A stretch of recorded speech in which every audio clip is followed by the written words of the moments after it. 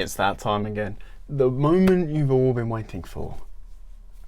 Episode 2. I was about to try and do a Star Wars joke, but Attack of the Clones is an awful Star Wars movie. So,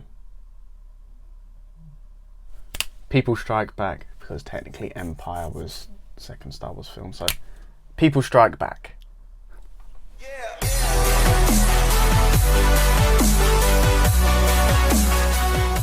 Hello, and welcome back to another People Ask Me Questions video.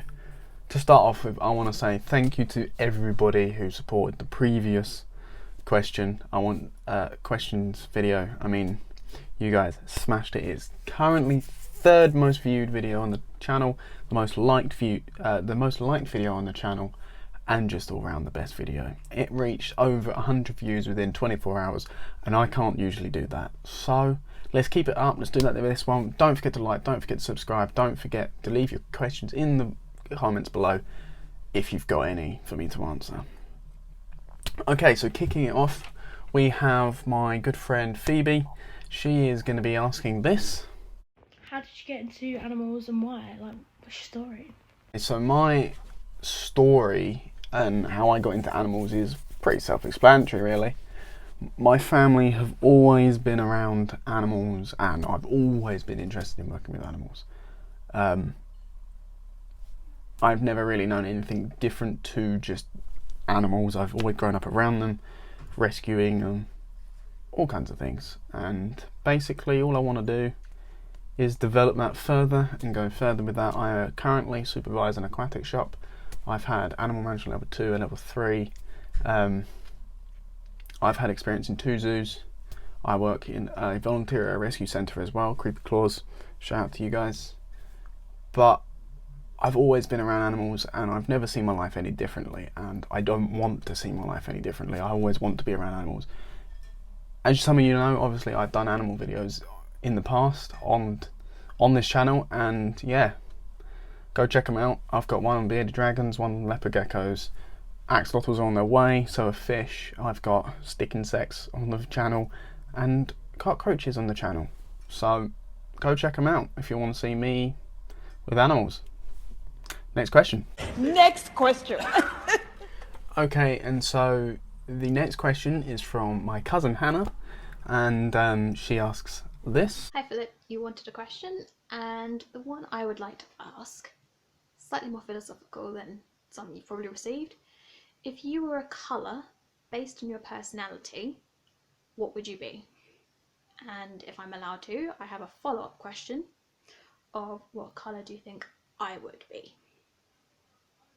Okay, and yes, you can ask too, that is perfectly fine.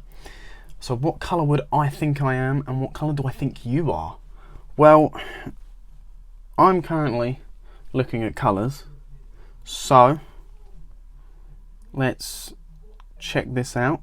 I want to see how well I think this will go.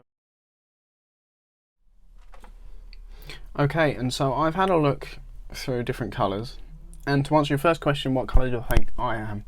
I would like to say I'm red, but I think I'm more connected to orange, mainly because it's a good representation of socialisation. I can be fairly social, I think. What else does it say? It also says human companionship. Yeah, I like getting on with other people. It shows a healthy relationship with people, and it shows respect and acceptance, and that's really genuinely what all I ask for from most people anyway. And the second question as to what I think you are,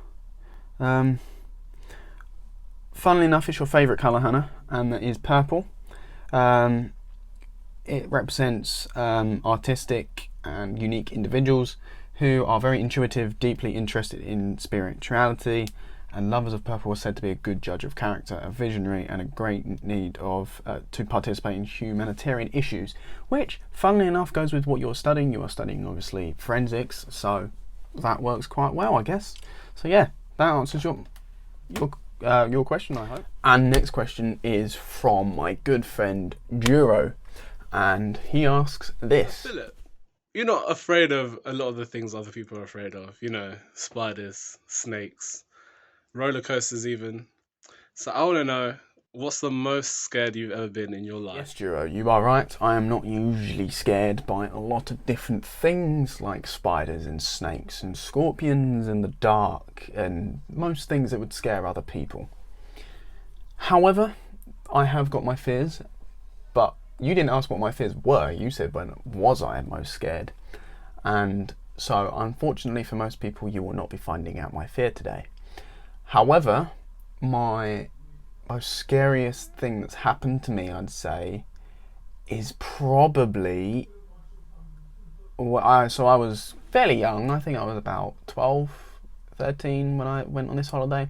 We went on a holiday to Somerset, and we stayed at this house. It had a nice pool, nice beaches around it. And we went out to a beach once and the tide was right out. So we was like, oh yeah, let's go for a walk. And it was a pebbly beach, unfortunately, no sand. And the tide started coming in quite quickly. And at one point, we were actually cut off. So we were on this little patch of raised sand and the water had come in quite quickly behind us. And we had to try and get back before we were genuinely caught out at sea. And it was me, my brother, and my mum. And we tried calling my dad, but of course the wind was coming towards us, not away from us, so they couldn't hear us even if they wanted to. And so we had to just run, and it really hurt our feet, and at one point I just stood still and said I couldn't go any further because I just can't run, because I was too short. My mum was carrying my brother, and I was too short to get past all the waves and stuff. So I was just like, I'm gonna have to stay here. And my mum was like, no, you've got to come. We can't leave you here. And it was like a really weird, like, action movie. But yes, no, I was terrified for my life. And we eventually did get back to shore. We literally ran and sprinted. I just, when adrenaline kicks in, you run. I'd never felt fear like this, so I just ran. And when I got to the shore, I sat down and looked at the bottom of my foot and it was just cuts everywhere. That's why I genuinely have really tough feet now. That's why I can actually stand on Lego and it not hurt. But my feet were cut up and everything. And that, for a long time, even now, I mean, I don't really like beaches because of it. But I do go to the beach sometimes when I'm allowed to and when it's sunny. I like beaches, especially if they're sand beaches, but I don't really like British coasts anyway. It always looks messy and disgusting and grey. But yes, that was when I was most scared, which is when I had to run away from the tide before I drowned at sea. So yeah, that was my scariest experience. But unfortunately for you, Duro, you will not be able to find out how to scare me because you didn't ask that question. But moving on. Okay, and the next and final question is from my good friend Crystal, and she asks this. Hi Philip. So my question for you today is, what animal are you most excited to see that you haven't yet seen? Okay, and that is a very good question because obviously I have worked with a lot of different species of animals now and I've seen a lot. I've been to a lot of zoos in my time and been to a lot of places where there are animals, and I always try and go somewhere where I've never seen a certain animal before.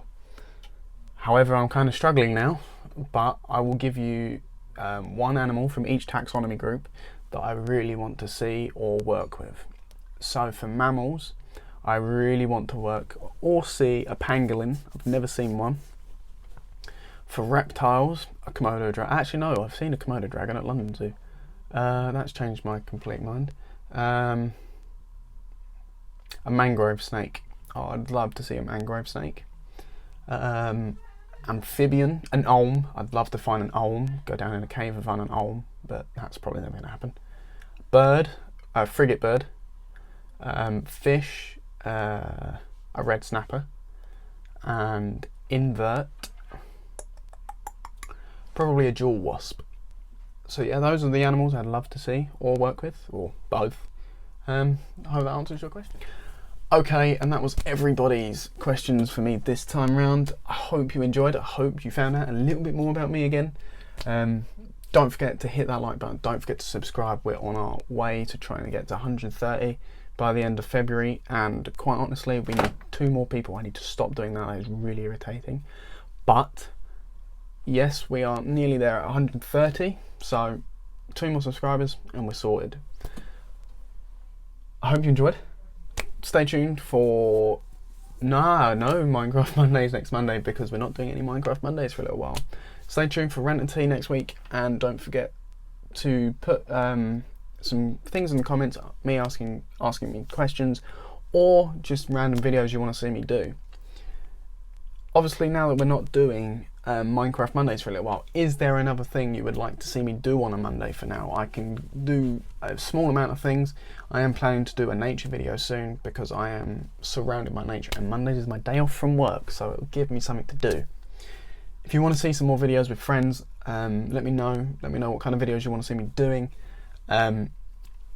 But yeah, thank you for watching, and don't forget to subscribe and like this video. We got 16 likes on the previous one. Let's go up. Let's go to 18 likes. We added an extra 13 subscribers on the previous video, so let's go 15 extra subscribers. But honestly, let's just get it to 130. Have a good week. See you soon. Bye.